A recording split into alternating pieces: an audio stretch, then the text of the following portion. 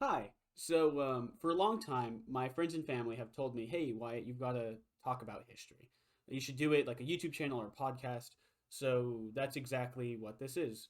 You can watch this as like a YouTube video. This is like in a slideshow format. Because the only way I can think and like logically give my ideas without sounding like a nerd and talking just off the cusp.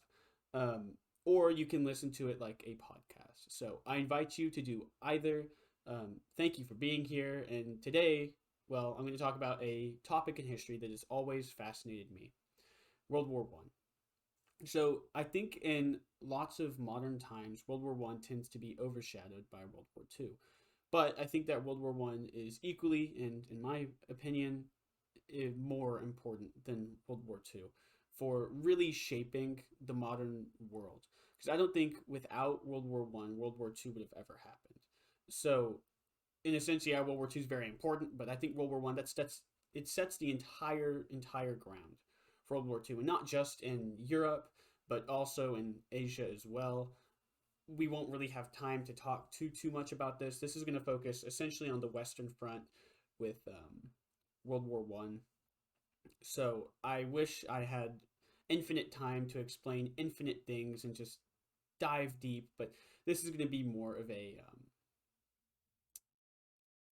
kind of a brief overview of the years within the war, so 1914, 1918, and kind of skimming what happened. If you'd like to hear more, please let me know. But with all of that introduction out of the way, let's get into talking about a tragedy on the world stage. So I'm going to contextualize the world of 1914.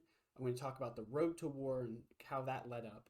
I'm going to talk about the war itself, and I'm going to talk about the death numbers, and I will show you my sources, and that'll be that. So, all right, 1914. Something that I think is usually lost on people is you have to contextualize what the world was like before now, right? And that sounds fairly obvious, especially when you're talking about history. But it's especially important here with World War One. So if you're looking at the screen, you can see how these armies looked. In France, you had people wearing blue and red and white. In Germany, you had a nice gray uniform, and they had their Pickelhaube, the helmets with the spike on top, right? If you can see, or if you're just listening, if you can visualize, think of people going to war today on horseback, right? That'd be crazy. In World War One, it was crazy, but they didn't know any better. There was never, well, there was never really a modern war before World War One. You could argue that the Civil War was a modern war. I would argue that the Russo-Japanese War might have been the first modern war. But for the most part, by and large, people in Europe didn't really pay too much attention to the Russo-Japanese War.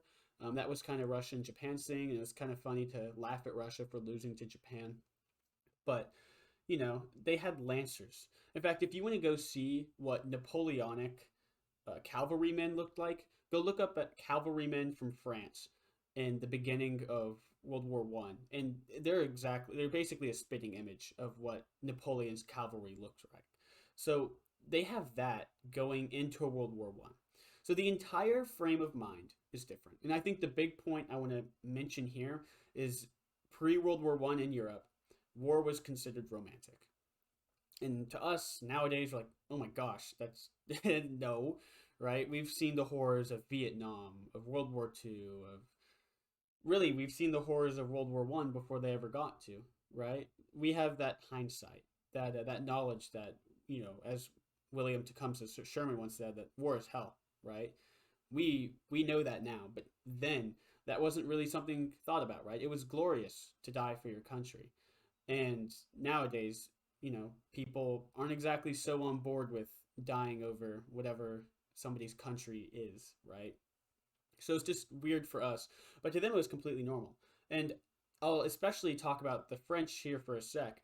I think that's most exemplified in their uniforms: blue uniforms with red pants, and the officers had white gloves. Like, how much more seen could you want to be on a battlefield?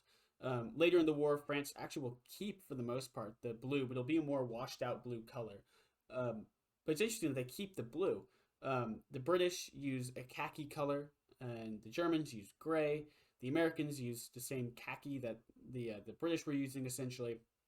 The French, they keep the blue, and I think that stems from kind of that older way of thinking. Because look at our militaries today, right? We use camouflage, we use earth tones, things that are going to blend into the environment. The Germans and the British were kind of on board with that with World War One because trench warfare, which I'll explain later.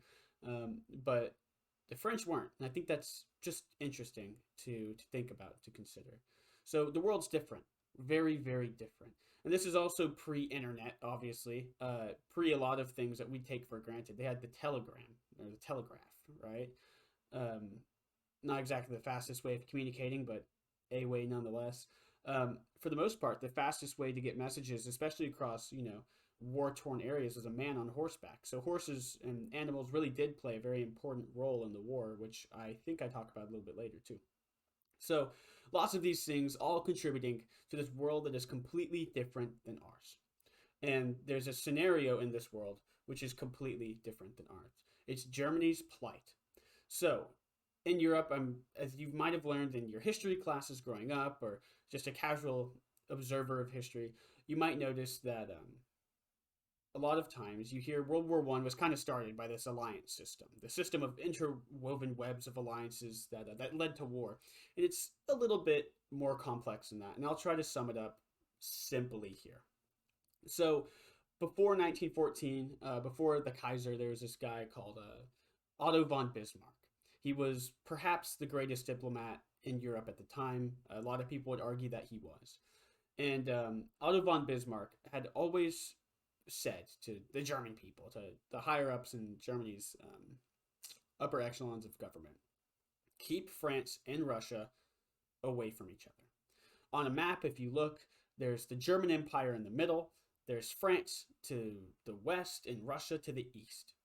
So if France and Russia become allies, then if a war happens, let's say Germany fights France, a historic enemy of Germany, then Russia is going to be called in too.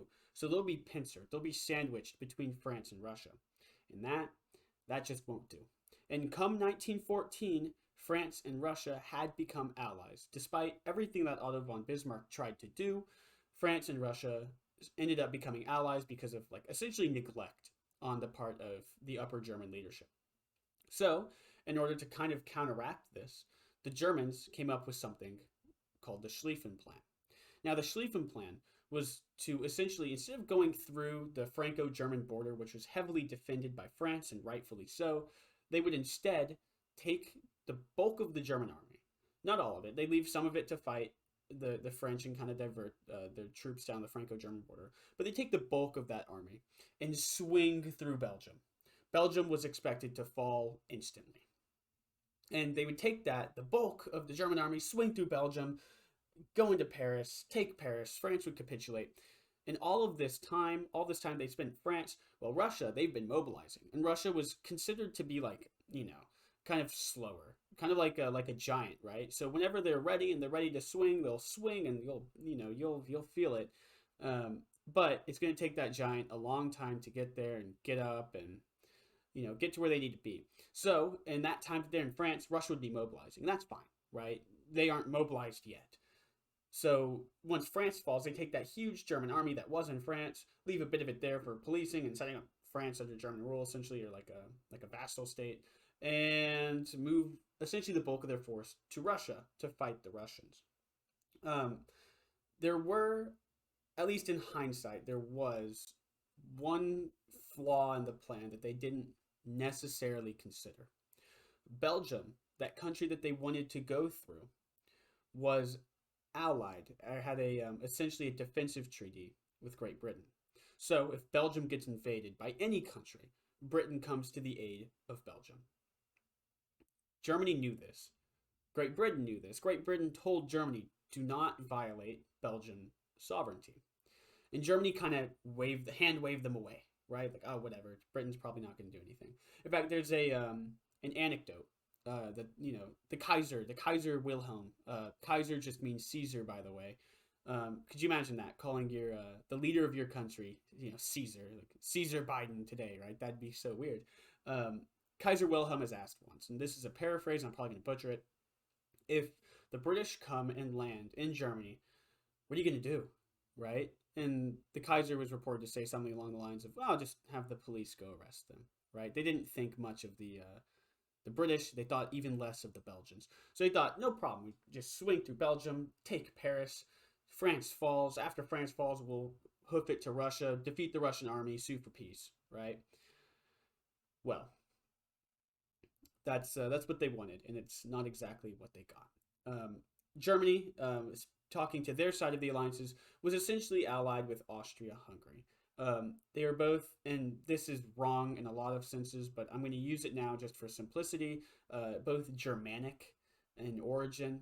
Austria-Hungary was a very diverse nation, very multi-ethnic nation, and it's hard for a lot of people nowadays to think of ethnicities as playing a huge role in government. Oh, you're this ethnicity or that, like, I can't be friends with you, right? That's hard for a lot of us to think about, but social Darwinism, sorry, was huge back then, and that was kind of the way they saw everything, through this veil of races and ethnicities, and that was a huge part of Austria-Hungary. A race, a ethnicity within Austria-Hungary, and that feels icky for me to say, so I apologize, were Serbians. Well, Serbia is going to play a massive, massive role. Not because Serbia is the strongest nation in the world, but because Serbia is allied to Russia. So, if you can kind of draw the lines in your head, so Serbia, which is just north of Greece, is allied to Russia. Russia is allied to France. If the Germans want to get into France, they have to go through Belgium, which is allied to Great Britain. Germany is essentially allied with Austria-Hungary. Cool. I'm glad we're all on the same page here. I know it's confusing. Maps help a lot, so if you're able to pull up a map, or if you can just visualize in your head, then wonderful. So, Germany's plight gets exacerbated as the road to war continues. It is worth noting that there was more buildup than I'm going to let on here. Essentially, all these countries were itching to fight, and they kind of wanted something to happen.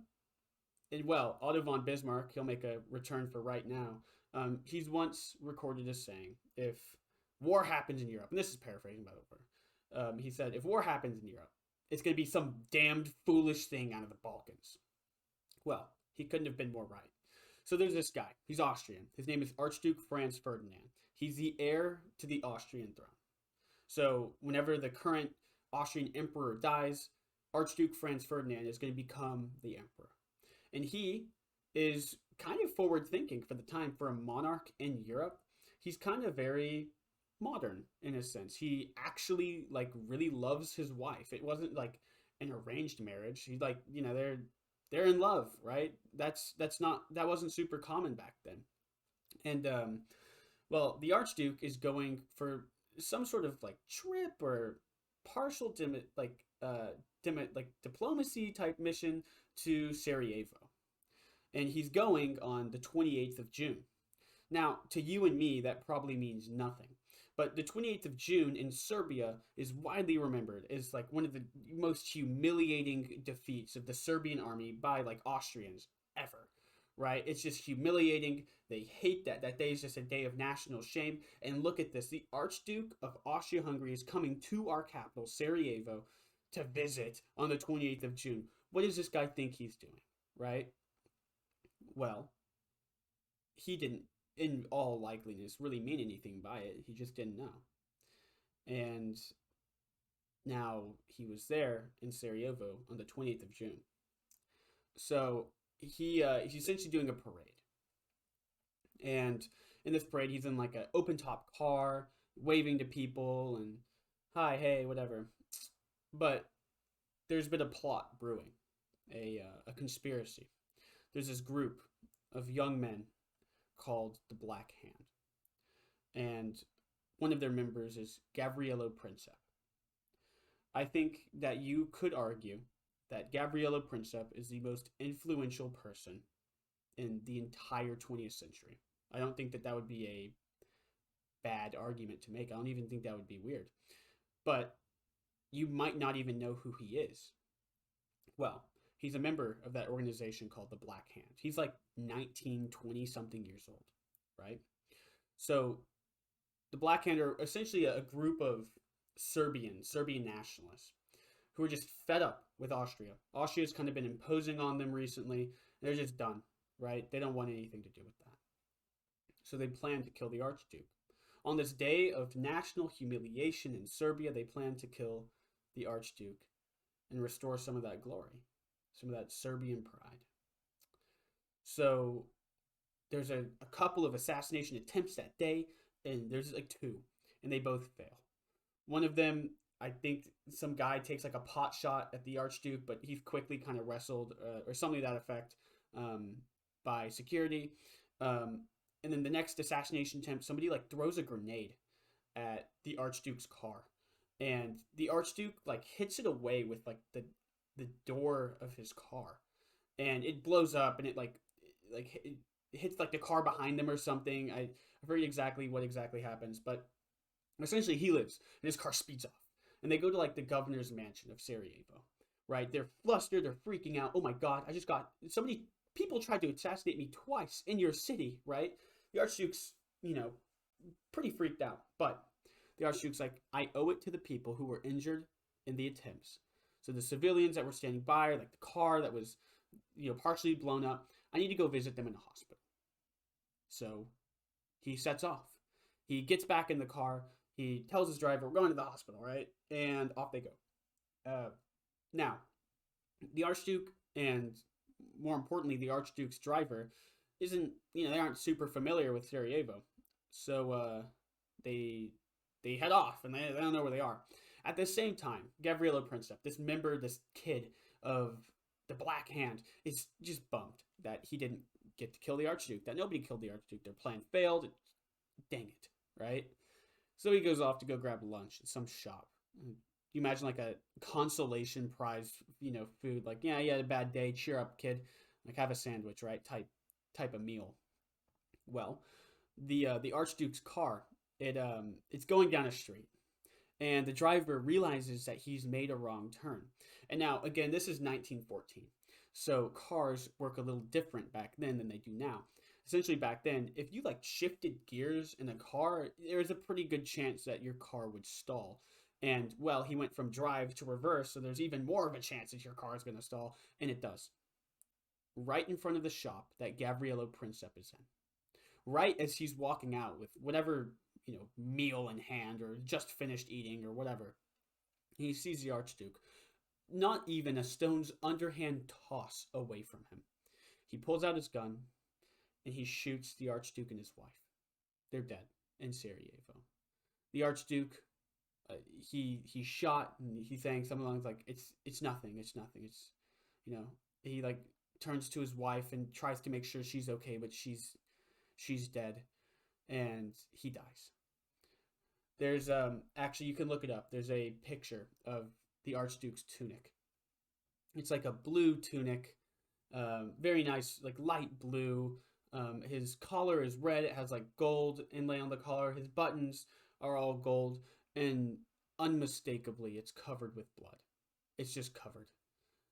They still have his tunic to this day. So the Austrians get, understandably, pretty mad at the Serbians. And they send the Serbians these demands. There's so many demands. And one of them is, hey, we're taking over the police investigation of the assassination of the Archduke. All the while, they send a note to Germany, a telegram. They're like, hey, Germany, if something happens between us and Serbia, can we know that you're going to join us, right? If anything happens, right? Because remember, there's that huge alliance system. Serbia's allied to Russia, who's allied to France. Germany's allied to Austria-Hungary, yada, yada. Germany says, you have a blank check. Just do something quick, right? Do it soon. Do it fast. And the Austrians are like, okay, we're going to do it. So they send those list of demands. And these demands are impossible, essentially, for Serbia to meet, all of them. But the one that matters most to us is that one where, if Austria takes over the police investigation of the death of the Archduke, is Serbia going to comply with that? And Serbia said no to that one. There was like 8 demands. They said yes to all other 7, but like the 8th one, that one, they said no. And think about it, like in America, if Vladimir Putin was driving through New York on some diplomatic mission and got killed, right? And then the Russians are like, okay, we're coming to New York and we're going to take over all the police investigations of the assassination of our president, right? We wouldn't say yes here in the United States. There's no way we'd say yes because what could they do? They might find out that like, oh look, it was definitely an American plot funded by the CIA. Now we're going to war, right? So it's one of those things, and Serbia knew it. Austria-Hungary knew it. Serbia said no. So the Austrians essentially again are like, hey, let's get going here, right? Let's accept these demands. Serbia says no. So essentially the war begins. Germany, being in that huge plight that they're in, they invade Belgium, right? So they're going through Belgium. They send their troops through Belgium, and well, we talked about new technologies earlier, and one of those technologies that had been massively proliferated, let's get that word right, was a machine gun. Well, the machine gun, as we all know, but I'll explain for those who might not, is like a rifle, a single shot gun, but the machine gun shoots those shots very, very fast in a very, very quick succession, right? Which, of course it does, right? Yeah, it's a machine gun. Well, how people went to battle was different in 1914. The Germans marched into Belgium, literally marched into Belgium, in boxes and columns. Think of like the American Revolution, where you have the British in their lines and the Americans in their lines, and you fire off volleys, and they were marching like that in those huge cubes into Belgium, right? So in the age of the musket or the early rifle, that wasn't really a problem. You have from like, if you want to talk about the American Revolution, you have until the Civil War and a little bit beyond, where the American military is still operating under those same tactics. So with muskets, with rifles, it's not really a problem. But with a machine gun, one person can just devastate an entire column, an entire brigade of soldiers because they have a machine gun. And to us, that seems like no duh. But to them, that wasn't even something that they really thought about. Well, the Germans marched through Belgium, and the Belgians have machine guns. And the Germans learn really, really quickly that you cannot operate war like you did in the Franco-Prussian War. It's different now. They lose thousands of men marching into Belgium. They thought the Belgians were essentially like gonna like hand over their guns and like, all right, yeah, no, we're good. We aren't gonna fight back. No, but the Belgians fought back very, very bravely. In fact, I'd like to one day talk about just Belgian involvement in World War I because it's massive. They punched above their weight class. They hung on. They were scrappy, and God bless them. But Germany invades Belgium, and well, they're on their way to invade France. All this because at the same time, Austria-Hungary is invading Serbia. And Serbia is allied with Russia, who's allied with France. So now that Austria is at war with Serbia, Germany is at war with Serbia, which means Germany is also at war with France and Russia, right? So context. Well, Germany's invading France. England joins France. England sees what happens to Belgium. Like, Germany, we told you not to. Leave Belgium. And Germany's like, what are you going to do about it? Well, the English were going to go to war about it, so they do. Russian mobilization on the other side, the Eastern Front, is completed quickly. Now, part of this is because they just kind of, they saw war coming. It's interesting to note that a lot of these people, Tsar Nicholas II, the leader of Russia, Kaiser Wilhelm II, Prince, or the King of England, like they're all like family. They're all related. So in a sense, they kind of knew it was coming, right? And they all expected the war to be over quick. They didn't expect it to be bad, right? They expected, again, their conception of war was different. Yeah, the Germans just lost a literal boatload of men in Belgium, but it's it'll still be over by Christmas, right? Well, the Russians are mobilized. They see this coming. They understand that all the Russian military advisors are like telling the Tsar, "Hey, we've got to mobilize." So they do, and they mobilize a lot quicker than the Germans thought. So remember that Schlieffen plan, right? That that the Germans were so set on. They're like, "Oh my God, like the Russians aren't going to mobilize for another 3 months, right?" Well, they're mobilized in like 3 weeks, right? So the Germans are flustered, to say the least, and the Russians start invading Germany, which is something that the Germans never would have thought. Like, oh my, the Russians are invading. They get to this place called Tannenberg. Big battle there. The Germans end up pushing the Russians back, but that's after diverting a whole lot of forces from the German main unit, essentially. They send a guy. I want to say they send Erich von Ludendorff and Hindenburg, like the same Hindenburg that the Zeppelin was named after whenever it blew up. So Hindenburg. Gosh, I can't even speak English, much less German today. Um, so they have to send people over there to divert in like a panic, desperate maneuver. Tannenberg is another one of those things, just like Belgium, where I could spend an entire like hour just talk about Tannenberg. It's fascinating. Um, but so, anyways, Germany has to split some of their forces, but Germany still has to go into France because they have the entire French military to contend with. So again, Austria-Hungary, they attack Serbia, but it's like they fail miserably with how they attack Serbia. They march like the bulk of their army, or at least a part of their army, through a Serbian artillery test field, right? So I don't know where you'd like to march an army through, but if you're marching them, maybe know where like the Serbian military test fields are and kind of go around those because guns are sighted in. Guns are already there for those test fields. So they knew exactly where to shoot. So they just obliterated the Austrians. And with all of this in the West, the Battle of the Frontiers begins. And that's essentially France and England versus Germany on the Franco-German border, right? So it's very, very bad. In fact, this quote I think summarizes how bad it was to a T. Quote, by the end of August, the French army had suffered 75,000 dead, of whom 27,000 were killed on 22 August. End quote. 27,000. That's 27 with 3 zeros after it, right? On 22 August, one day of the war. This is the beginning of the Battle of Frontiers. One day, 27,000 people is insane. And that's not wounded, right? Like, if it was casualties, like, that's still really bad, but it could have been worse. That's 27,000 dead, right? For me, it always blows my mind. When I moved to my hometown in 2005, I don't even think my hometown had 27,000 people. And that amount of people were killed on one day. And these were just French, right? That's not to mention the British and the German, who are also just taking a pounding as they try to maneuver their way through this new type of war. So, in 29 October 1914, the Ottoman Empire joins the war. Again, just one of those other things I'd love to talk more about, but won't be super, super relevant to today. Essentially, there was like a false flag attack on the Ottomans. It was some convoluted way.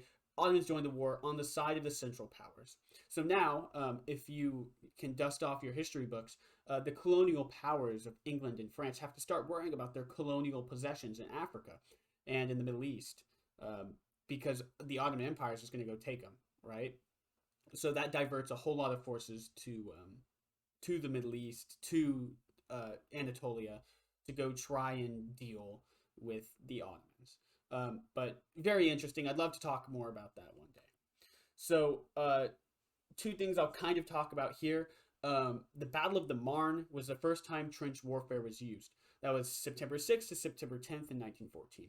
Trench warfare is basically what I immediately think of whenever I just have a conceptualization of World War I in my mind, right? Someone says World War I, boom, I'm thinking trench warfare. And that's hugely important, and I'll talk about trenches here in a second, how they're set up and why that's important, but we'll get there. Something else I wanted to talk about was Christmas of 1914. There was a non-sanctioned truce in the Western Front. Essentially, soldiers from each side would start singing in their trenches, and sometimes they just wouldn't even shoot each other, right? They'd come over the top. Some of them would sometimes give like soccer balls. They'd like play soccer or football. They would, like just converse and talk, and that's crazy. They're in the middle of a war, right? 27,000 Frenchmen were killed on one day a couple months prior, and now they're out here like socializing, right? Oh, you're a barber from France? Well, give me a haircut, right? I'm a shoemaker from Germany. I'll shine your boots, right?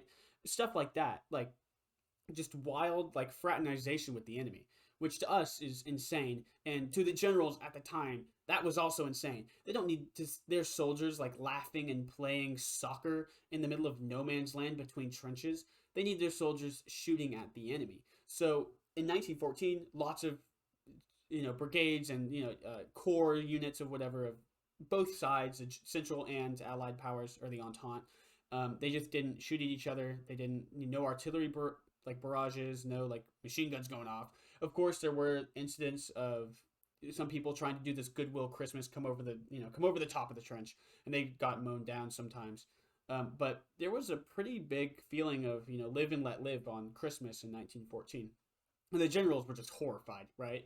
Because part of that shows, and maybe this is more of a modern way of looking at it, but like that guy that's wearing the enemy uniform really isn't that different from me, right? We're both like 20 and we're both, fighting for our countries. But outside of that, like, there's really there's not that much different, right? He's here sucking through it just as much as I am. Like, huh, makes you think.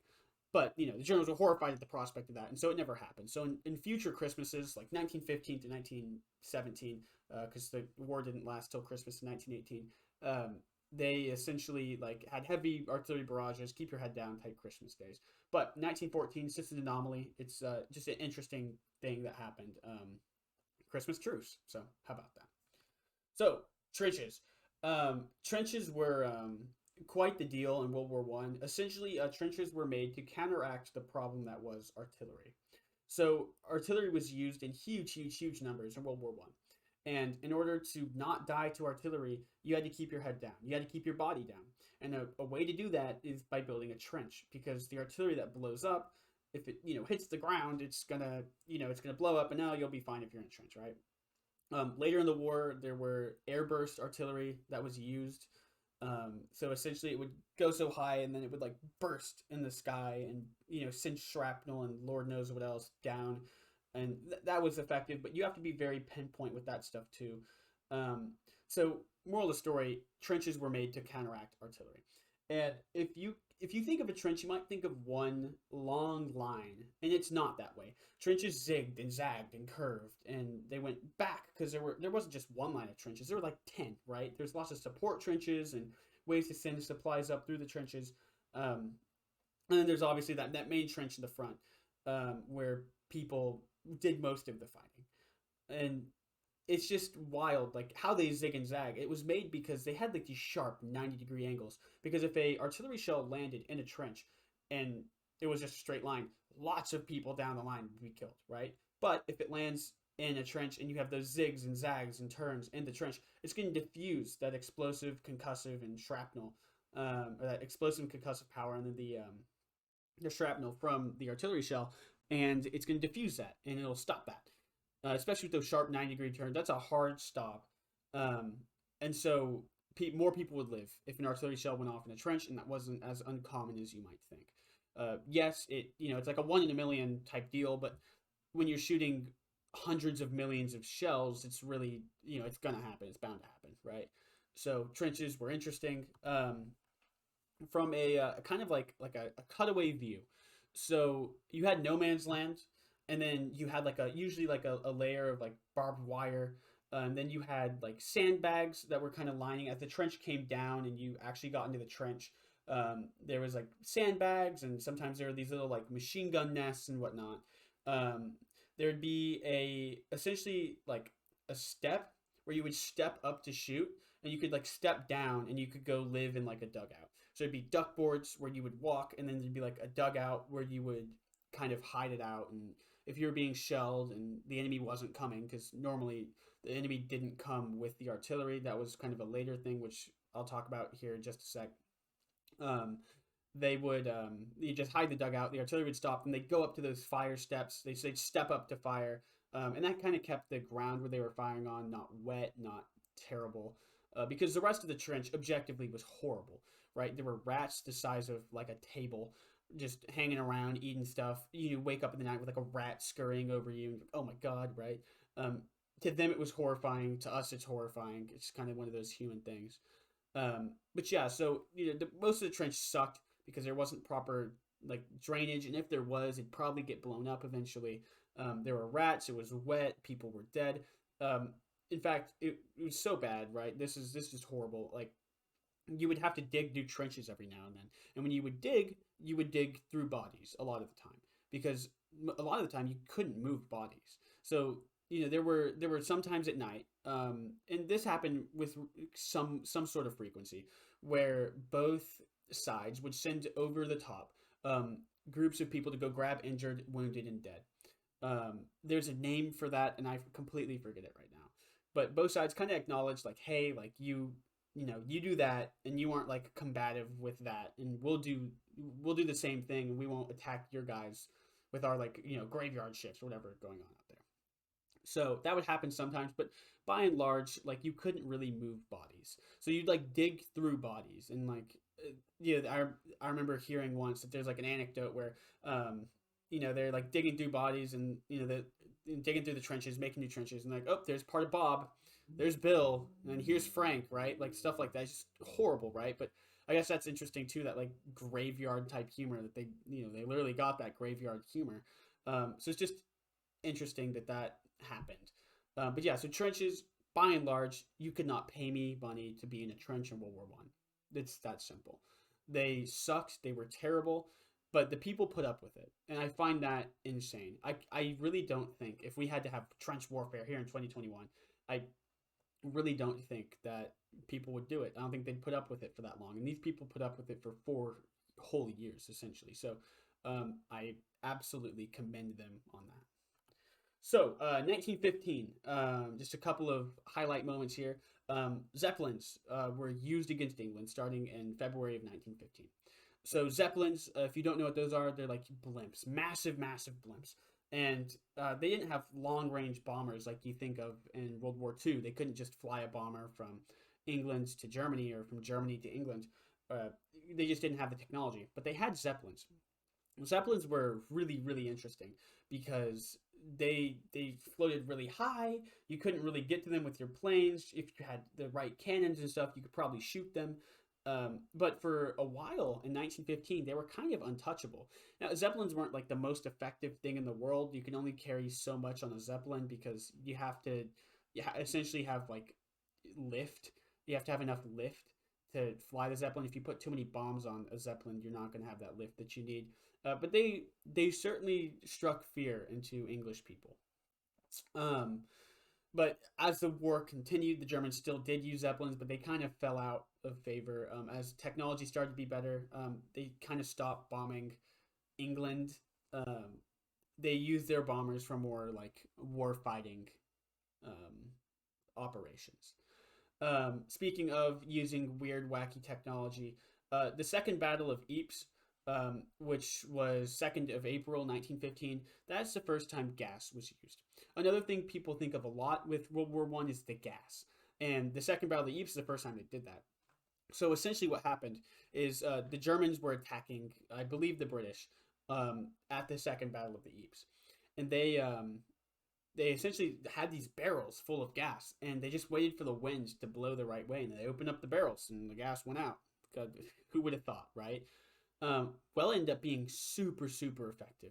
The Germans, in fact, it was so effective that the Germans didn't capitalize on it because they didn't know that it was going to be that effective. Like, the entire like trenches in front of them just routed because the people either choked to death or they ran, screaming bloody murder. So, absolutely, um, yeah, effective. And from then on, the British, the Germans, the French started developing and issuing gas masks because gas would be an ever-present part of the war. There were essentially two types of gas that were used. There was chlorine gas, which is like green, and there's mustard gas, which is like yellow, mustard in color. The chlorine gas, it kind of burns your lungs up from the inside and killed you that way. And mustard gas did much of the same, but it also boiled your skin while you did that, and I will get to that in just a sec. So there's the Gallipoli campaign, which happened April to August in 1915. Essentially, this is where I'll talk just a little bit more about Turkey in the war, or the Ottoman Empire in the war. Sorry, the ANZAC. So Australian New Zealand, Army Corps. I might be butchering that, but Australian New Zealand soldiers landed in Gallipoli, and it was it was supposed to be this great, triumphant moment for the British. Winston Churchill, who I'm sure a lot of you have heard of, he comes back to play a huge important role in World War II.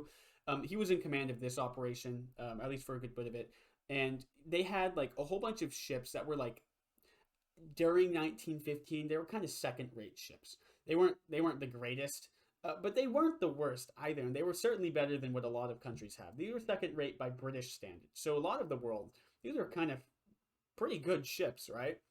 Well, they have all these second rate ships just lying around because they aren't dreadnoughts. Dreadnoughts were the new type of ship that was made. In fact, it started an entire new class of ship called, well, the dreadnought. The first one, the dreadnought, set the tone, right? It's one of those things that it came out and it revolutionized everything.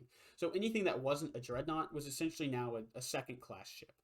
So all these non-dreadnoughts are going to go sail through the Dardanelles, and it's kind of that area between Anatolia and Greece, and essentially go through the Strait of like the Bosphorus or whatever. And they're going to go, give the Turks or go give the Ottomans what they deserve, right? Go give them a pounding with that navy. It's essentially like the most powerful, like, naval conglomerate ever made at that point, or it would have been if it was like 50 years before. It was very, very powerful. Well, they sailed that like naval fleet through, and it kind of gets shredded, and they meant for it to get shredded, but the admirals who were like there on the scene really had a hard time with that, because these ships that are kind of getting shredded by like mines, and the Turkish navy, that I don't even know how much of a role they played, but more like coastal guns, right? They These ships that are being shredded are these same ships that these admirals learned to become officers on, right? So they have like a sentimental attachment to these ships, and they're just getting obliterated. So they don't like that. The Anzac Corps, they land in Turkey, in Gallipoli, and they kind of like they fight, and they're able to expand a little bit, and then they kind of just get crushed, and that lasts from April to August 1915. And it's a huge, like, terrible thing in Australia and New Zealand, this Gallipoli campaign.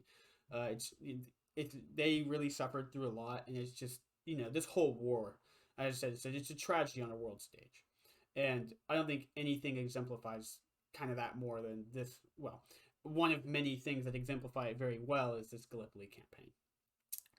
Here in my PowerPoint, I have the Lusitania was sunk on the 7th of May, 1916. I guess I meant to put that with 1916. It's, not for now. But that's hugely important, and I'll talk about that later. So again, Zeppelins, they were kind of these terrifying things. They would fly over England, and they would just bomb them. Gas masks were introduced. Everyone gets gas masks.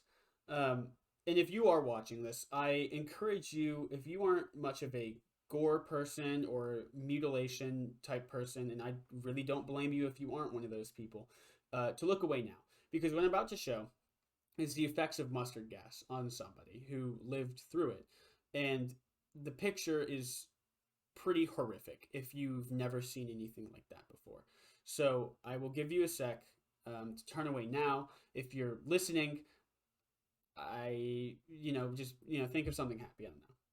So this picture is what happens to people who are afflicted by mustard gas.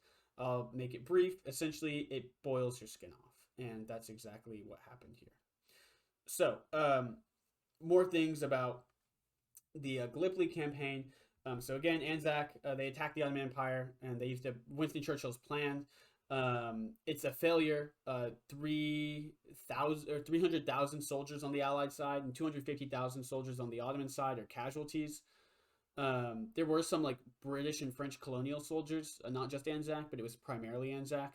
But just listen to those numbers: 300,000 soldiers on the Allied side, 250,000 Ottoman soldiers. Like, that's like 550,000 people casualties because of this one incident, right? It's massive, and it's absolutely terrible. So, yeah. Anyways, so I guess I had my dates wrong. So yes, it was 1915 when the Lusitania was sunk. 7th of May, 1915. So Lusitania was this passenger liner that was it's carrying like so many Americans on it, and the Americans had been essentially neutral up to this part of the war. They were kind of like, they were happy to sell arms and munitions to anyone, and anyone who bit. So they were selling stuff to the Germans, to the French, to the British, but more so to the British and French, and not necessarily because the Americans liked them more. In fact, there's a massive, massive population of German Americans, of Austrian Americans, of those Central Power Americans in the United States. But it was more so that the British Navy was so effective at its job that the American ships wouldn't be able to get to Germany to give them supplies and whatnot. So it was more of just a matter of circumstance as opposed to a matter of morality. Regardless, there had been a kind of an antagonistic type shift towards the Germans. I think a lot of Americans kind of identified more with the Entente, and well, with that, the Lusitania gets sunk, and a whole bunch of Americans die because the Lusitania is sunk, and this outrages the United States. There's like anti-German sentiment all over in the U.S. Like, how could the Germans do something like that? Um, from the German point of view, that gun, or that boat, the Lusitania, could very well have been smuggling arms, or so essentially it would have like guns and like rifles and those big howitzers all on the bottom of the ship. And to be completely honest, in all likelihood, it probably did have those weapons in the ship. So the Germans sink it because in their minds it's just smuggling weapons. And so what if there's Americans on board? That doesn't make the ship immune. Well, in the United States, there's a completely different view of that. Of course, there's Americans on board. That makes the Americans immune to being shot at by combatants. Well, that didn't hold up. Regardless, the Americans were outraged by this incident. So 1916 begins, and there's a couple big things. There's Romania entering the side of the Allies, the Entente, in April 1916. The Battle of Jutland, which is the 31st of May through the 1st of June in 1916.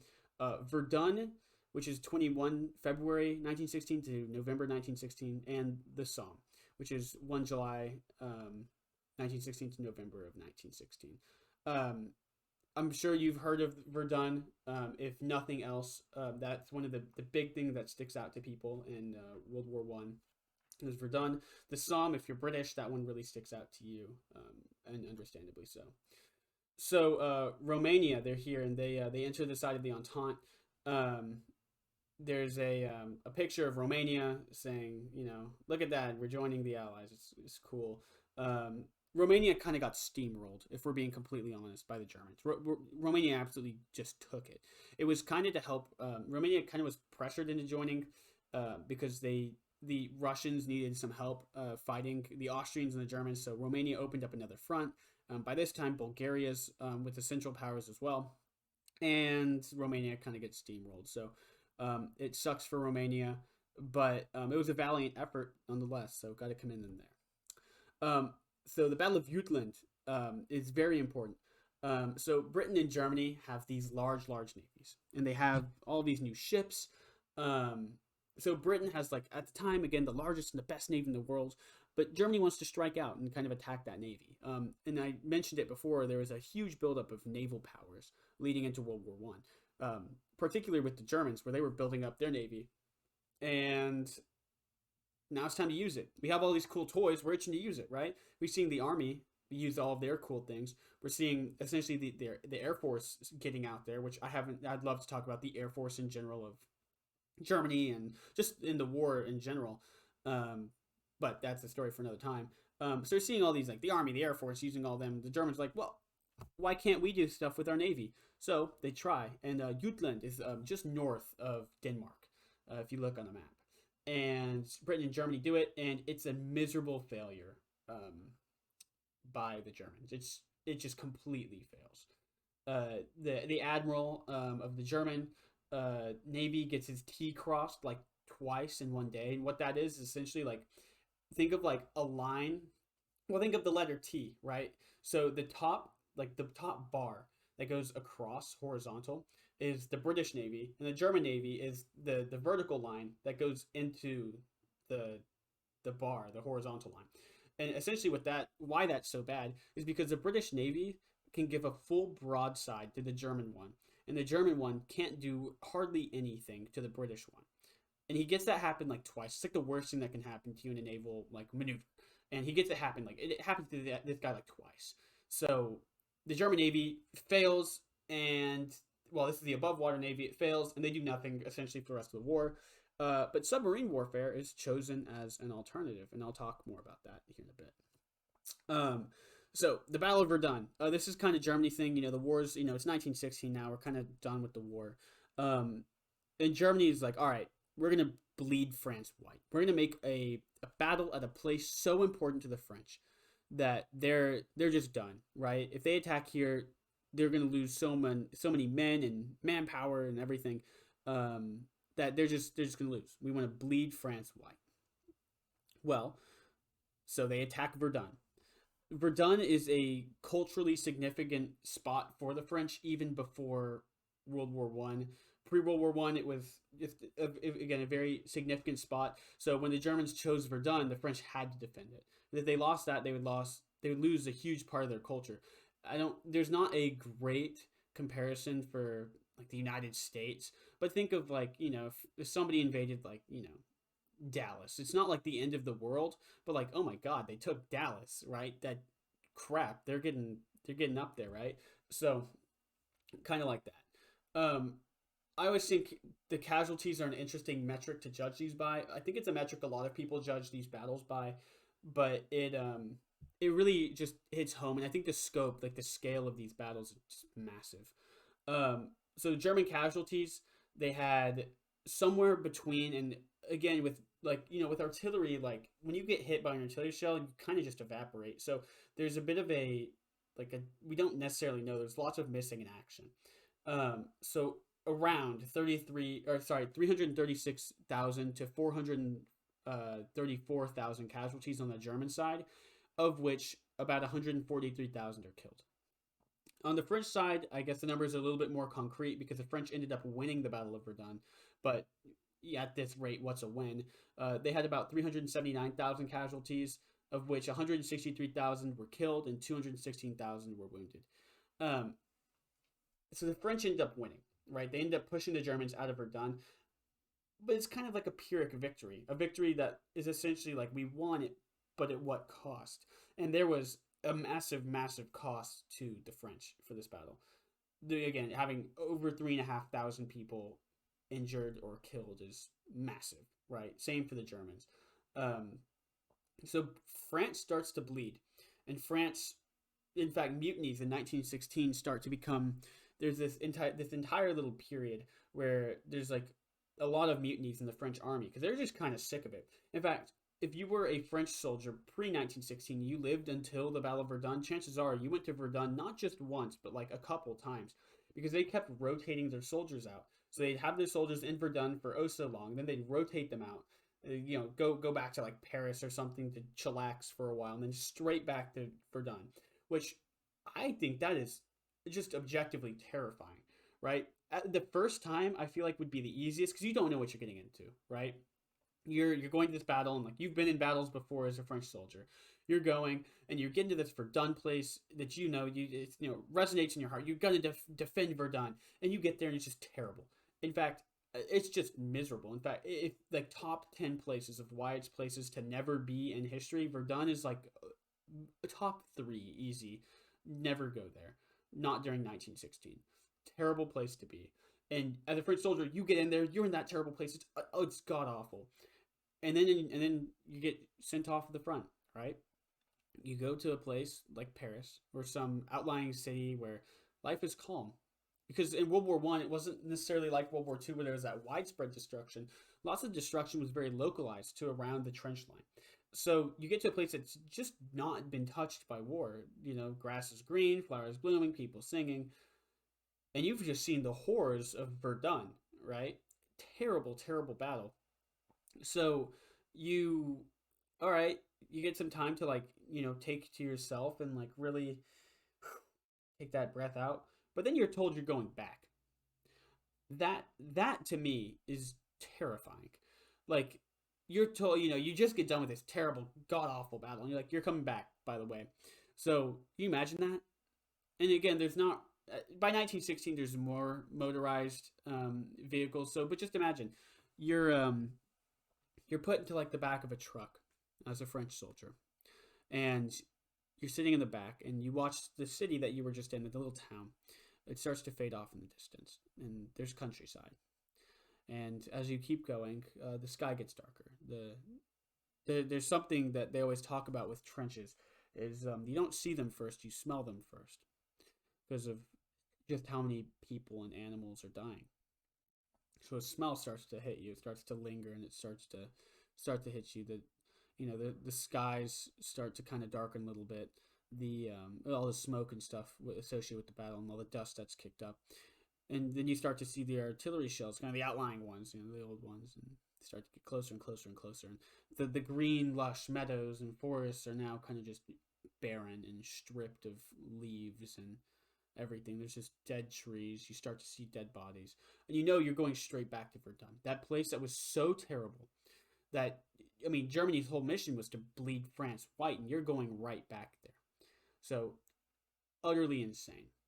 And speaking of utterly insane, well, here's this. It's a photo that I have on screen of French men being shelled. If you can imagine, these people, their tunics that they're wearing, that trench coat, those are light blue. Their helmets are kind of like a grayish, kind of maybe light bluish. Just depends. And they're being shelled. You can see a dead Frenchman in the right of the photo. He kind of blends in. But these people are being shelled. This is photography is massive in this war. There's a lot of it, and not just for our viewing pleasure 100 years later, but in the war it was aerial reconnaissance was first became a thing. But I think photos like this really help us get that empathy for these soldiers that had to go through this. And to be completely fair, I gave you kind of a bit of an example for a Frenchman. Germans were doing a very similar thing, so it was kind of a universal suffering, if that is, and I think that's just what adds to the tragedy of this, which I'll talk about later. So again, to talk about more about this, just this terrible situation, the Battle of the Somme. So France is being attacked. They're just being sucker punched in Verdun, right? It's terrible. They're just being beat, and so the Somme is launched. So Battle of the Somme was launched to relieve pressure and to make Germany divert units from Verdun to the Somme. The Somme is a place, it ends up just being terrible. Here's a quote. Quote, the 5-month-long battle saw the deaths of 420,000 British soldiers, 60,000 on the first day, 200,000 French soldiers, and 500,000 German soldiers, all for a total land gain of just 25 miles, end quote. So, essentially, well over 1 million people are killed for 25 miles of land. I think that's just what adds to like the lost feeling of all that. Like, what are we fighting for? 25 miles of land and well over 1 million people are dead for that. It just doesn't make sense. And it was the same for the people of the time. It's just, why are we fighting, right? Like 420,000 British soldiers, 200,000 French soldiers, and that's 200,000 in addition to the ones that were lost at Verdun. That's not just with the whole thing. That's both. The French are losing massive amounts of people, and in the parentheses here, 60,000 British soldiers are killed on the first day. So I talked about having my mind blown about, and sorry for that, I didn't mean for that to come off wrong. I thought about being amazed or just like in shock that 27,000 people died in the Battle of the Frontiers. 60,000 people died on the first day of this. I live in a city in Texas that barely has more than 60,000 people, right? That's like the entire city that I live in being just gone, obliterated, right? It's just wild to me. And who knows how many more Germans died on that day, too. It very well could have been more than my city of just humanity lost, which is just terrible. So the Somme, it relieves pressure on the Germans. It's a British attack. It's an inconclusive result. Essentially, you won, but at what cost? It's that Pyrrhic victory for the Allies, essentially. But did they really win even is kind of the question, because the Germans meant to retreat anyways. Part of their plan was to give up land, but take as many British and French as they could with them.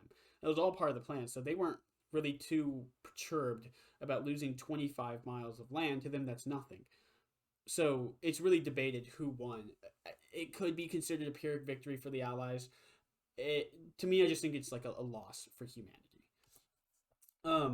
So before the Battle of Somme, I have a picture on the screen of 1.5 million shells being fired in the week before the battle. Oh my gosh, right? In the beginning of the war, they would have never thought that 1.5 million shells would be fired before the battle, and the British fired a lot on the Germans, so the British knew that they were going to attack. So a very common tactic was to just bombard the living crap out of whoever you were attacking, right? Which worked fine, but the British used a lot of the wrong shells. So there's a couple of different types of shells. There's like high explosive, then there's like shrapnel, and the British use a lot of those high explosive shells. So they make a very big explosion, they have a lot of concussion, but they don't like cut through things, right? So those shrapnel shells are used for cutting through things like barbed wire. So when the British went up and over on the first day of the Somme, they were kind of horrified to find that there was a lot of barbed wire left. There was, in fact, way, way, way too much barbed wire left. And that's what contributed to 60,000 British soldiers being killed. Because what happens is you cut through the barbed wire and you all go through this hole. Well, if you're a machine gunner, you know exactly where to shoot because that hole has been opened. Everyone has to funnel through that hole. And it's just a fatal funnel. And that's that. It's, it's just terrible. So 1.5 million shells fired in the week before the battle, and it's just terrible for the British. Of course, there are German losses associated with that bombardment, but nowhere near what the British needed them to be for the operation to be successful, and that's essentially what led to just the massive, massive like Pyrrhic victory, that loss of life that the British and French experienced at the Somme. So, in 1917, the year continues to go on. There's unrestricted submarine warfare. The United States joins the war, but for real. Passchendaele happens, and then the Treaty of Brest-Litovsk. So, submarine warfare was massively important. I'm sure you've heard of something called a U-boat, an Unterseeboot in German, a under-the-sea boat, a submarine, right? And this was new technology for the time. There were submarines. I think the earliest submarine use was like in the American Civil War, but come like 1917 now, the Germans had gotten it down to a pretty cool science. And essentially, Germany, what they were trying to do is, they're being pounded on land, but they've got a good army, right? They're also kind of a little bit outclassed on land, to say the least. They're fighting three very powerful countries: England, France, and Russia, and some other, like Romania and some other minor countries there too, Belgium as well. But they kind of want to knock one of those countries out of the war, one of the big three out of the war, and that will help them a lot if they do. And so they trying to do that militarily and with land force to France. And as I mentioned, in 1916, France had taken a whole lot. They had a whole bunch of mutinies after all the casualties that they took. So Germany's working on France, bleeding France white and just making France take all these casualties. But on sea, they're trying to do that same thing to England. Now, England, the United Kingdom, as you know, is an island nation, and with islands come this thing called like food, and they can't get enough food or supplies. They can't make enough. They can't grow enough on the island, so they have to import a whole lot of that to the United Kingdom. Well, the Germans know this, and that's what the U-boats are for. So what they do is they aren't necessarily going after military targets. They're going after supply targets. And that's one of the reasons boats like the Lusitania were sunk. Because the Lusitania, in all likelihood, was carrying arms to England from the United States. So if Germany, destroys that boat, that's, 50 less howitzers and 100,000 less guns that are coming to England, right? And of course, those numbers are exaggerated, but you kind of get the point there where if they can't, if the British can't get the supplies they need, then they just can't fight. It's that simple.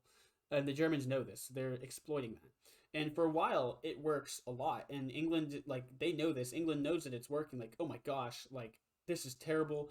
If these numbers keep up, we'll be out of the war within 2 months max, right? Probably sooner, because people won't be able to have food. We won't be able to give our soldiers bullets or rifles or whatever, right? So big problem for the British. And something they end up doing to counteract this is the convoy system of boats. So essentially, all your boats are going to, instead of what they used to do, which is just send the boat as soon as it's ready, it's going to wait a bit and wait for a convoy of boats, because the ocean is a very big place, as we're all aware. And with, one boat versus maybe 10, 20 boats together, that size difference it seems like a lot to us on the ground, but in the ocean, it's really not that much. And what they would do is they would have these merchant vessels be guarded by destroyers, which are boats, vessels that are designed to kind of counteract submarines. So once they switched the convoy system, the the Germans were still effective at sea, but they weren't nearly as effective as they were before.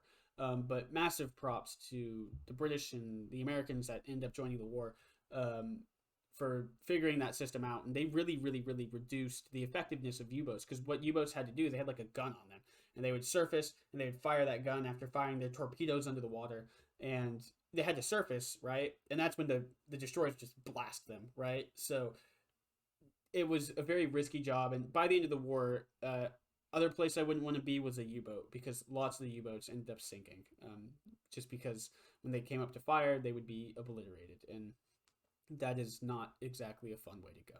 Not that there's really any fun ways to go. So, in 1917, America declares war on Germany on April 6, 1917. So essentially, two main factors led into this: the Zimmerman telegram and unrestricted submarine warfare. So I touched a bit about the submarine warfare, and essentially the German idea was that if they make the submarine warfare unrestricted, just shoot any boat that comes into the Atlantic towards, like, the England and Europe, right? They're just gonna blow it up, right? It's done. Um, so that's where part of the outcry came from the Americans with like the Lusitania, and more Americans were dying on these boats, and America was getting fed up with this.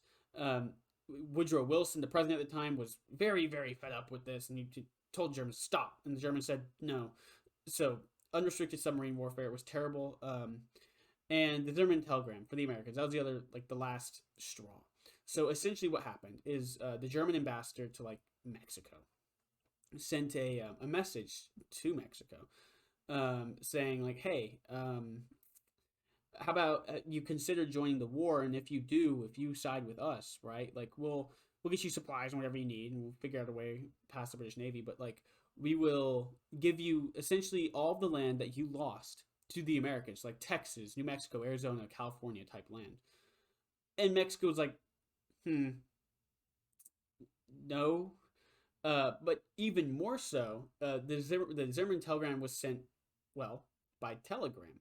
And what that entailed back in 1914, it wasn't like Wi-Fi, where you could just send off a message. You literally had to send it through a cable, right? Well, the Americans were very gracious to the Germans, and this is kind of that part where the Americans were kind of, almost in a way, kind of like hawkish in the war, where they were just looking for a way to get a profit. Well, they let the Germans use the American cable that went across the Atlantic Ocean to send the message to Mexico. But the Americans didn't get that message. But you know who did? The British. The British tapped into the American cable and were like listening to all of the things that America was sending one way or another. And so the British caught the Zimmerman telegram, and the British kind of had to like slyly go to the Americans, because they can't just tell the Americans that like, oh yeah, we tapped into your cable and the Germans are gonna attack you, right? Like that would just be bad. So they had to like slyly figure out a way of telling the Americans that, hey, like the Germans are gonna try this. But it eventually got out to the Americans, and that was it. So America declared war on Germany on April 6, 1917. Interesting to note is the timing of everything. The French were in a very bad spot. The Russians were, by this point, just a couple of months from leaving the war. And this unrestricted submarine warfare and the Zimmerman telegram pushed America over. So it's not inconceivable to think of the Central Powers as winning the war had they not sent the Zimmerman telegram and not had unrestricted submarine warfare, because otherwise the United States would have never entered the war. So it's just interesting to think that things could have gone very, very different. So they're American soldiers. They joined the war, and it is, of course, very, pressing to say, America, the country of the United States, was much, much different from the country of the United States today. So 1917 America versus 2021 America, completely different, right? It was unrecognizably different. America in 1917 was a very isolationist country and wanted nothing to do with anybody else.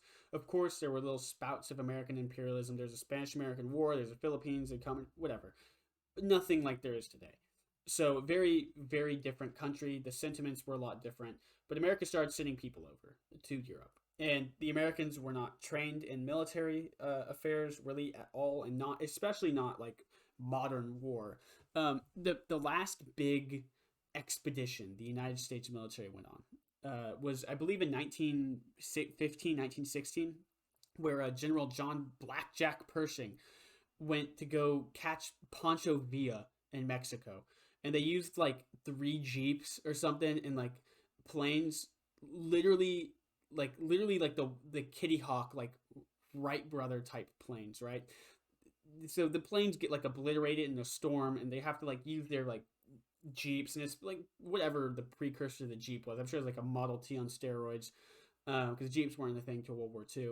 But you kind of get the picture. It really wasn't like impressive, and the Europeans, they were all very interested in that want to see what the Americans are all about, because 1915, 1916, they understand, hey, like something could happen to where the United States gets to the war, and they see this operation where like these planes, which are made of like plywood and paper, just fail, and they see like these cars that are going across like the Mexican plateaus just fail, and they see the American military kind of win but also kind of fail, and they just aren't impressed.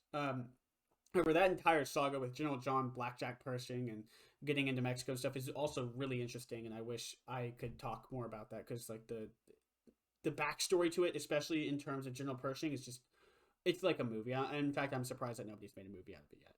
So there's that. America enters the war, and God bless America. So Passchendaele, and I have a picture of Passchendaele here in a bit.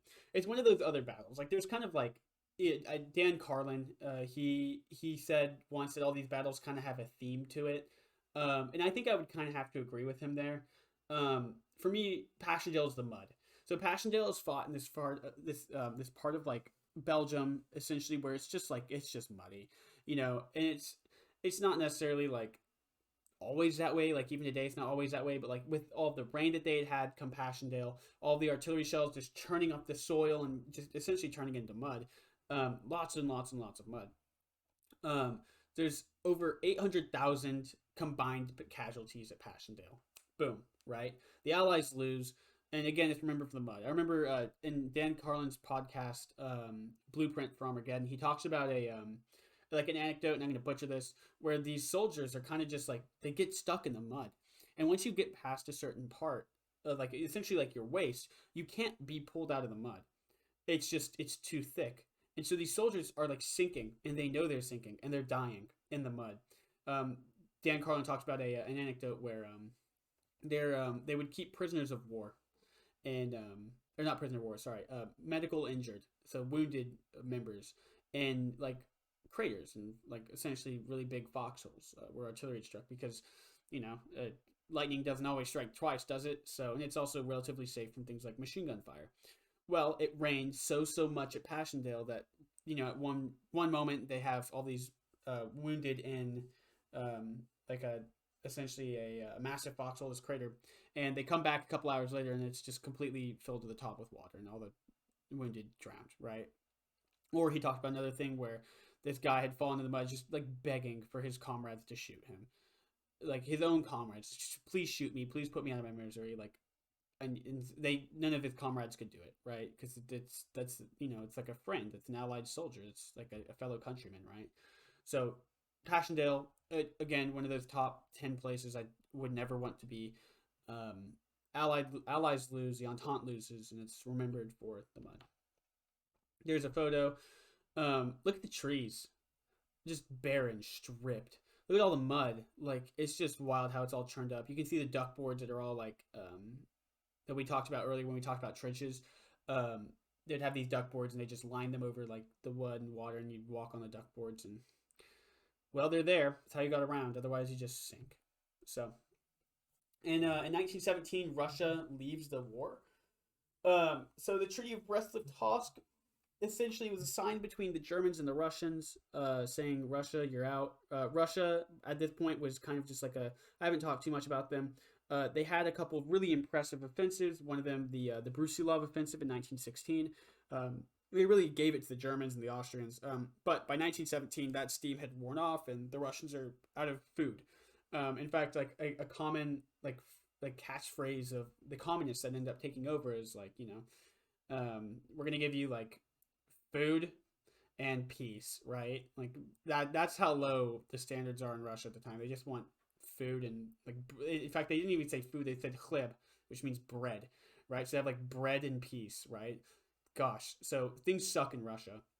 Um, so Russia, so essentially the czar has to like abdicate and he like flees, ends up being captured and well the Romanovs. So I'm sure you might have heard the story of Anastasia. Um, but Russians aren't in the war anymore. Russia becomes the Soviet Union at this time, so there's like a civil war in Russia. And the Soviet, essentially, yeah, the Soviets are formed, and the Soviet Union stays neutral for the rest of the war. There is a civil war in Russia that happens. I won't get into that because that's more outside the scope of World War One. But by and large, there's White Russians and Red Russians. The Red Russians win, and they become the Soviet Union. So, but that happens a little bit kind of during the end and after World War One. So it's not necessarily pertinent to here, but kind of just showing that this war set up the stage for World War Two because the Soviet Union is essentially formed here, and then our modern world today. Sorry, our modern world today, just because of how much of a an influence the Soviet Union has had on today. So Russia's out of the war, and why this really matters is because all those units that Germany had sent over to fight Russia for the past like a couple months before the Russians left the war had kind of been doing nothing because everyone knew the Russians were going to leave, and it was essentially just like diplomacy at this point, like waiting for the Russians to leave the war. So those units were relatively fresh, and all of these essentially fresh units are being sent back to the Western Front. Now that they don't have to worry about the Russians, they don't have to worry as much about food. They because they get like parts of Russia, like modern day Ukraine, right? So they sent all of these forces over to the West, and that is massive. And the Allies the Entente is not thrilled about that. So 1918, a couple of things that I'll mention are the Hindenburg Line, the Allied advance, and the war ending. So the Hindenburg Line was this massive, um, I guess, just group of, I guess, essentially it's this huge trench system that's just like massively fortified. And the Germans, this was like behind the German lines. Uh, so the Germans essentially wanted to do like where they have like their front line that was there in 1917, and they're going to pull back. In some places, somewhere like 50 miles, right? And in some places, a couple miles, right? But essentially, they're going to do a retreat to this massively fortified place that they've been working on, the Hindenburg Line, the Siegfriedstellung in German, that they had been working on for quite a long time. So this place is very well defended. Like it's like terrible. Like why would you ever send somebody to go attack that? Because it's just not worth it. They're just gonna die, right? Type lines. So they build these huge lines, and they retreat to the Hindenburg line, and they like booby trap the entire way back. So it's not just like the Allies are able to just waltz on in. There's like villages and towns because remember, like the war doesn't necessarily affect these areas outside of like the trench. So like if your town is like 40 miles from the trenches, you aren't really affected by the war. Like sure, your town's probably being used as a staging ground and stuff like that, but like your town isn't obliterated like you think of World War II. Well, all these towns and stuff that were within, I guess, the area between the front line and then where they fall back to the Hindenburg line, they're booby trapping these places. It's like if you open a door, right, that door has like a wire on it. It's gonna blow up some grenade that they have waiting, or they have like these essentially like these little like time bombs that are they use like acid to eat away at the fuse, and like whenever the acid gets through and like 4 days, right, that thing's just gonna blow up. So they have all these things that they just got ready, that they just booby trap it with, and that really like makes the Allied or the Entente soldiers just like hate them more because they can't even retreat in peace, right? Like they have to just go and you know uh, like booby trap everything. It's just seen as unhonorable, which is interesting because that's just like a holdover, I guess, from the older days, the days gone by there, the old world that was pretty dead by this point, or at least gasping its dying breaths. So The Hindenburg Line was very impressive, and the Allies, it was now their turn to assault it. So they do. They have the 100 Days Offensive. Essentially, what happens is the Germans have their own offensive, and it's like 5 punches into Allied territory. So they like the first one hits and it's pretty good. The second one hits and it's all right for the Germans. The third one is, and the fourth and the fifth kind of peter out from there. And so now that the Germans are all tired, it's now the Allies' turn to attack. And so from September 26th to November 11th of 1918, they attack and they push the Germans all the way. They just push them back and back and back and back and back.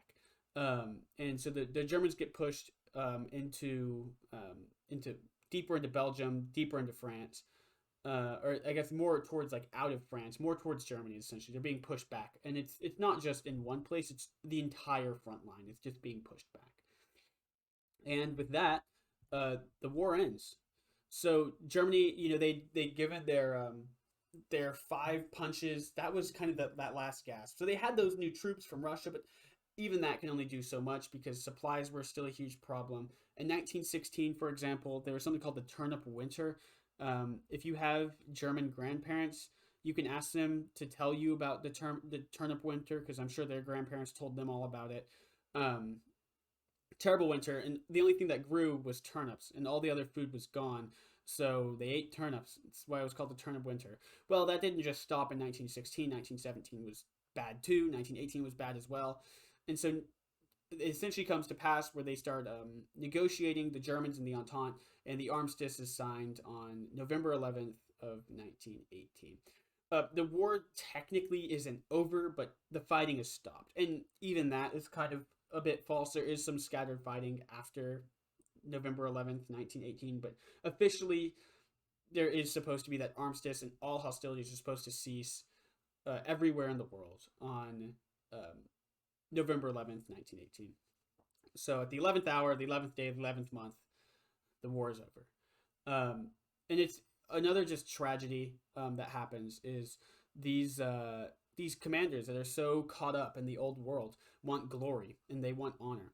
And to us, that's kind of weird, right? But to them, they could get that through attacking by making one last brave attack or whatnot. And so they would on November 11th, as like the war is ending, they send these attacks and people are dying like literal minutes before the war is over. I think that one of the last people killed was an American soldier who died like something like 2 minutes before the war ended, right? And it's just like a tragic and completely useless waste of life, in my opinion. So, I'll talk about deaths and numbers here. On the screen, I have a couple graphs here. Um, so there's mobilized, dead, wounded, missing, and POW. You'll see that Russia and Germany definitely mobilized the most people. Germany and Russia lost a very comparable amount of people. Great Britain kind of following, and then France and Austria-Hungary. Italy joined the war too. I didn't talk about that hardly at all, but the Italians joined on the side of the Entente, and very brave. There's just not enough time. That's another thing I could talk forever about. But so lots of people mobilized. But one thing to keep in mind is proportionality. So the British did not have nearly as many people as the Germans, and the French didn't have nearly as many people as the Germans. So when the Germans mobilized something like 11 million men, with the British with a much smaller population were still able to mobilize something like 9 million, and the French just about 9 million too. But they lost a lot too, right? Like Russia and Germany both almost lost about 2 million men. Great Britain lost probably about 1 million men. France a little bit more than 1 million. Austria-Hungary same about as France. So it's just like just a massive amount. And you'll see like wounded too is also massive. And think about that. Like it's not just like these wounded. It could just be like a couple of scratches and call it good. But it's probably something more like some very bad shrapnel wounding, right? And you have millions of people from your country all wounded in this horrific way. Like that affects your population pretty terribly. So for 1917, I just found this interesting. You can tell when the big attacks are in 1917. This graph helps kind of explain that. You'll see that there's quite a lot of casualties in 1917, November of 1917, when you have things like Passchendaele going on. So it's just interesting to see. So I thought this number was interesting as well. Quote, about 1.5 billion shells were fired during the war here on the Western Front, end quote. That number is insane. 1.5 billion artillery shells is absolutely crazy.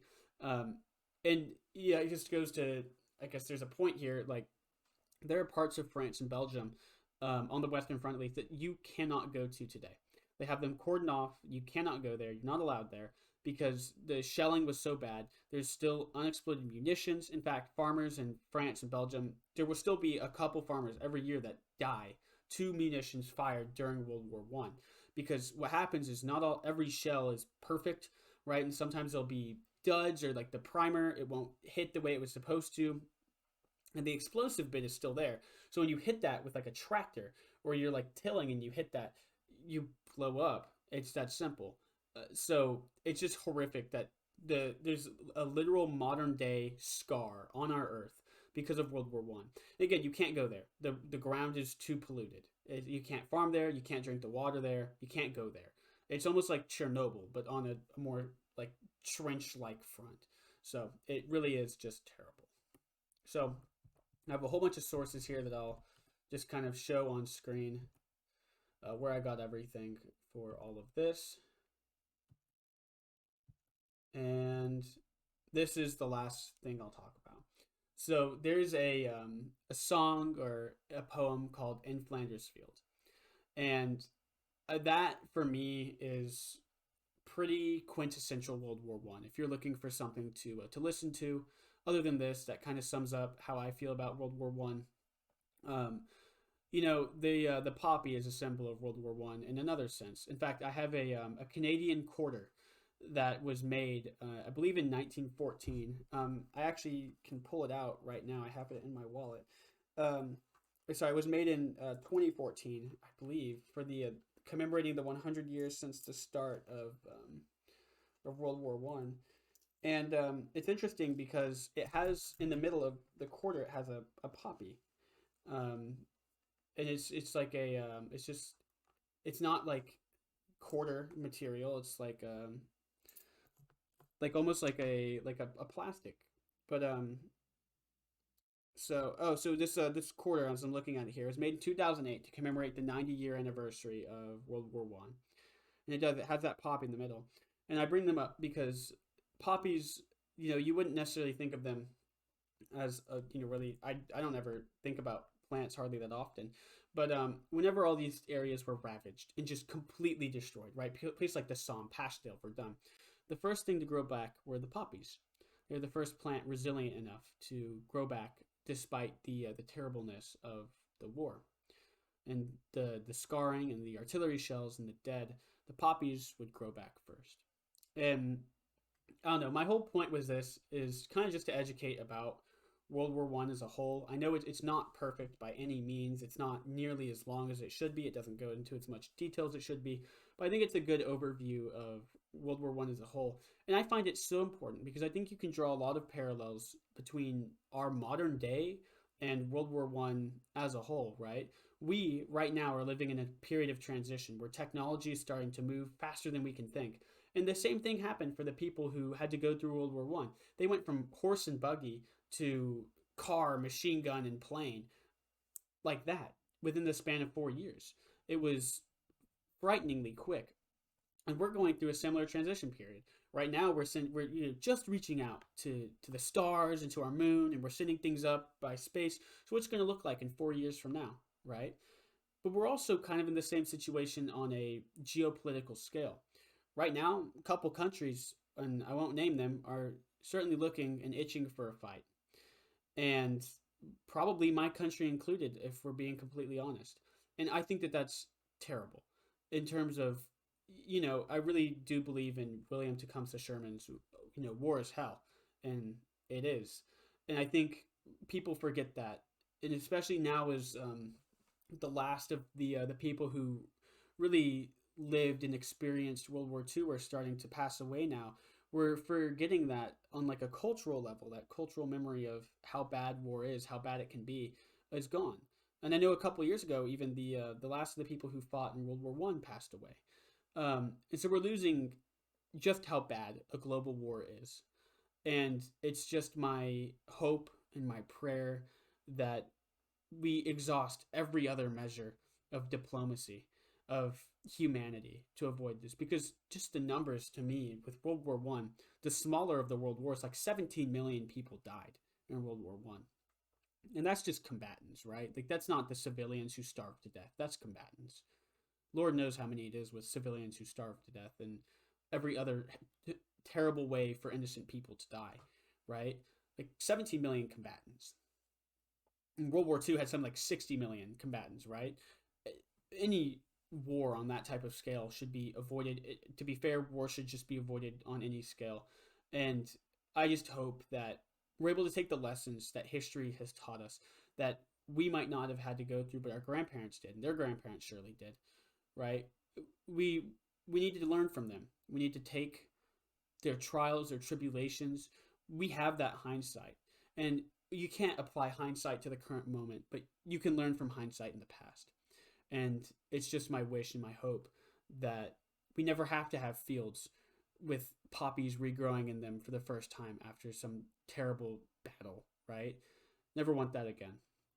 I think people would do well to learn from the mistakes and everything that happened to the people from 1914, 1916, because that's what they are. They're people, right? It's easy to lump everybody in and just like, oh, 60,000, soldiers died, right? Each one of those soldiers had a life just as complex as you and mine. And it was cut tragically short.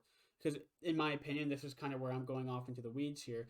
World War One was pretty pointless, in my opinion. With World War Two, there's much more of that good and evil thing. But if you want me to be completely honest, I don't see the Germans of 1914, 1918 is much more evil than the British or the French or the Americans, right?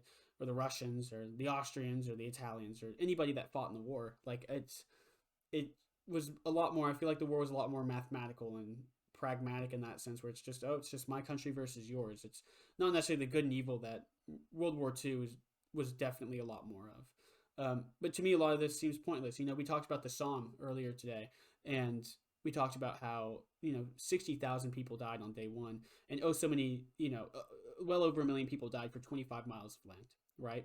So what? And especially the Germans being smart about it, they were pulling back anyways. So really, what did they die? They died to be killed, right? Nothing more. There was no honor or glory in that. They died like just for nothing. And I just hope that we're able to learn the lessons that things like battles and events like the Somme have taught us, like Verdun or Passchendaele, or the logistics and planning behind it. And like, I hope we never have to, get the logistics for 1.5 billion artillery shells, right? I hope that we're able to learn from these mistakes, learn from history, but actually learn from it, not just say, "Oh yeah, yeah, cool, we've got it," and then do exactly what our ancestors did.